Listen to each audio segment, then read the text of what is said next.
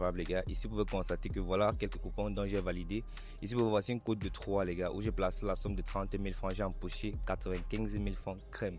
Ici vous voyez que l'astuce se passe uniquement sur le sport hockey sur glace comme d'habitude les gars, parce que la dernière vidéo que j'ai fait sur le hockey sur glace, ça a fait un carton, ça a fait un buzz total les gars. Mes abonnés ont gagné énormément, ils m'ont laissé tellement de commentaires positifs et jusqu'à présent les gars, je suis tellement heureux.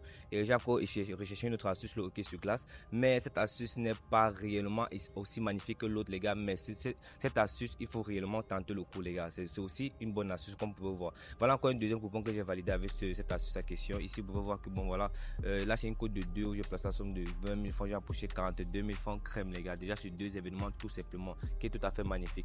Et vous pouvez constater que j'ai validé plusieurs autres coupons, et ici là voici le coupon dont j'ai perdu récemment avec cette astuce à question les gars. Un coupon perdu, mais c'est pas grave l'équipe. Ce qui est sûr c'est que j'ai empoché énormément sur les autres matchs, les autres coupons pardon. Donc ce qui va faire c'est que les gars, je vais vous expliquer cette vidéo en détail, de pas à pas, vous décortiquer cette pépite les gars, pour que vous puissiez comprendre réellement comment ça se passe, comment ça marche et les règles à suivre pour l'utiliser correctement les gars. Donc allez directement dans la vidéo pour que je vous explique. Top, c'est parti. Je tenais à vous montrer d'abord l'option en question. Comme je vous ai fait comprendre tout à l'heure les gars, c'est une astuce sur le hockey sur glace. Et pour ceux qui ne sont pas fans de hockey sur glace les gars, ne vous inquiétez pas les gars, vous n'avez pas besoin d'être fan pour comprendre cette astuce les gars. Voilà. Ici vous pouvez constater que l'option en question dont j'ai utilisé c'est quoi? C'est cette option qui dit but dans chaque période. Oui, ça veut tout simplement dire que dans le hockey sur glace il y a 3 périodes. Ça dit quoi? Il y a première, deuxième, troisième période. Et c'est comme le football. Le football il y a 3 mi-temps. Il y a première mi-temps, il y a deuxième mi-temps, il y a première, il y a deuxième mi-temps. Mais dans le hockey sur glace, il y a première mi-temps, deuxième mi-temps et troisième mi-temps. Mais on appelle ça des périodes. Je sais pas si vous comprenez un peu. Et maintenant, le hockey sur glace est constitué de 60 minutes, les gars. Chaque période contient 20 minutes. C'est-à-dire quoi? Chaque période se joue pendant 20 minutes de temps. Je sais pas si vous comprenez un peu. Et comme c'est 3 en total, ça fait 60 minutes. Je sais pas si vous voyez un peu, les gars. Donc, c'est un peu ça. Donc, le but de notre astuce, c'est de retrouver un match et dire que dans ce match-là, il y aurait but dans chaque période. Si on prend l'option but dans chaque période sur un match, n'est-ce pas? Nous sommes en train de dire que dans chaque mi-temps, dans chaque période, il y a au moins un but qui serait marqué les gars. Donc c'est un peu ça les gars. Donc je vous explique et je vous approfondis plus dans la sauce en question. Bon, tout simplement les gars, on va cliquer là sur hockey sur glace. OK sur glace les gars, là on va cliquer là pour retrouver notre match. Quand on clique sur OK sur glace comme ceci les gars, voilà, on vient au niveau d'ici là où on a mis Paris sportif. Voilà, une fois ici, on va scroller juste en descendant. On scrolle là, on descend et puis on va venir pardon, on prend tout d'abord le premier là parce que ici il constate qu'il y a plusieurs championnats différents. Il y a plusieurs championnats différents. Mais on va commencer avec le premier championnat là qui est la LNH. Ça, si vous comprenez un peu. On va cliquer sur le championnat LNH là parce que jusqu'à présent j'ai essayé sur ce championnat là, mais il y a d'autres championnats les gars. Vous pouvez essayer vous pouvez essayer ça sur d'autres championnats. C'est à vous de voir l'équipe. Donc c'est pas seulement à me suivre, à suivre nettement ce que je vous explique. Vous pouvez aussi essayer un peu de modifier certaines choses et découvrir encore un plus. Parce que vous voyez un peu les gars. Donc voilà. Maintenant une fois qu'on clique sur notre match comme ceci les gars, qu'est-ce qu'on fait les gars? On va d'abord essayer de repérer le match qui nous intéresse. Une fois qu'on clique sur le championnat, pardon, on va essayer de repérer le match qui nous intéresse les gars. Et sachez que le match qui va vous intéresser les gars, c'est un match qui est un favori, réellement un super favori, un grand favori, avec un adversaire qui a une cote d'au moins 3 en montant ou 4 et plus. Je sais pas si vous comprenez un peu. Et essayons de voir si on peut trouver un match comme ça les gars, parce que ce sont des matchs rares parfois. Bon, on recherche les gars. Ici on peut constater que voici un match correct les gars. Regardez ce match là. Regardez ce match là. Le match de chaque ici là on a écrit Sharks de San avec Los Angeles. Ici là on peut voir que Los Angeles a un code de 1,50 qui est bien.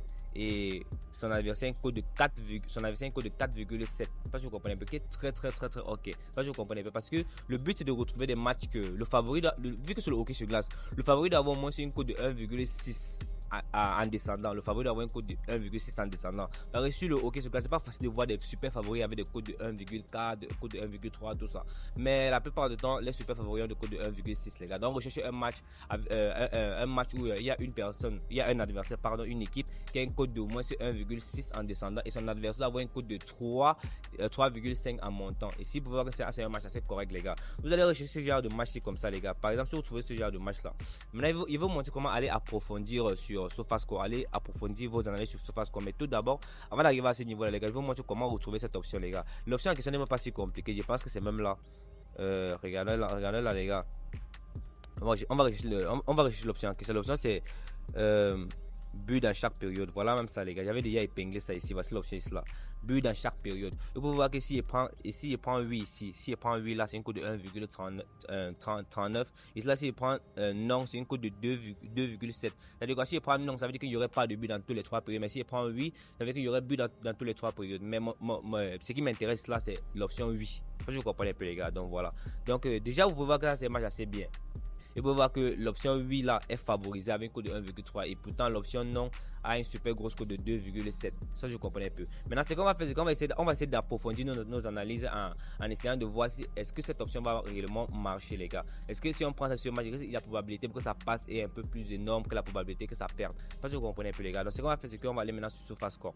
Voilà, une fois sur on va aller sur SofaScore. On clique là, SofaScore les gars, voilà. Là, SofaScore là. Une fois sur SofaScore comme ceci les gars, qu'est-ce qu'on fait? On va venir là. On va venir ici, juste ici en haut, un instant, désolé. Là en haut là. Oui, on clique là juste en haut les gars. Ici on peut constater que il y a plusieurs sports différents. On va prendre le hockey sur glace. On prend hockey.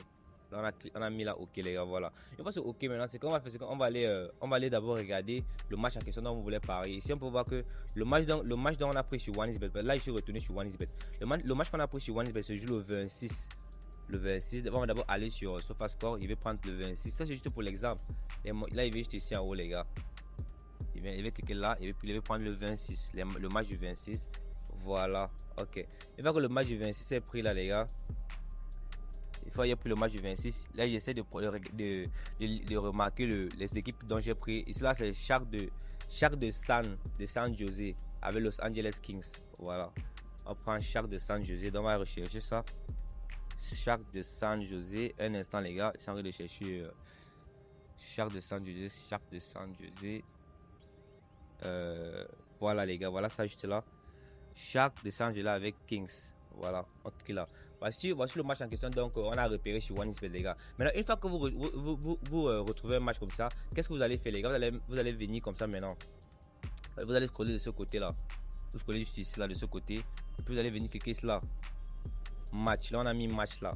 Ici là, match pour voir tous les anciens matchs qu'ils ont joué auparavant. Une fois qu'on clique là, les gars, on peut constater qu'ils ont joué plusieurs matchs auparavant. C'est qu'on va faire, c'est qu'on va vérifier même deux de les matchs qui ont été joués cette année ou bien l'année passée maximum, mais ne traversez pas l'année passée. Je comprends un peu. Maintenant, on peut constater que les deux derniers matchs ici là, les deux derniers matchs ont été joués en 2024 qui est cette année et en 2024 encore qui est cette année, les gars. On va regarder les deux derniers matchs. On regarde là.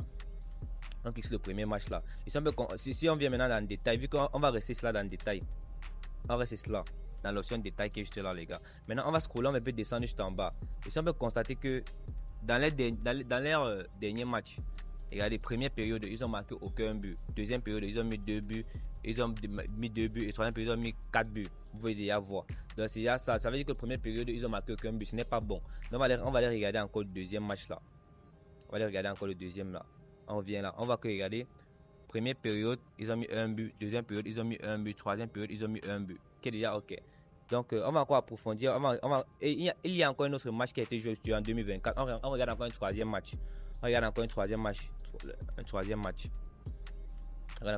match. Et vous voyez que le troisième match là, il y a première période qui a marqué un but, deuxième période n'a marqué aucun but et troisième période ils ont marqué un but. Ça montre que ce match n'est pas bon.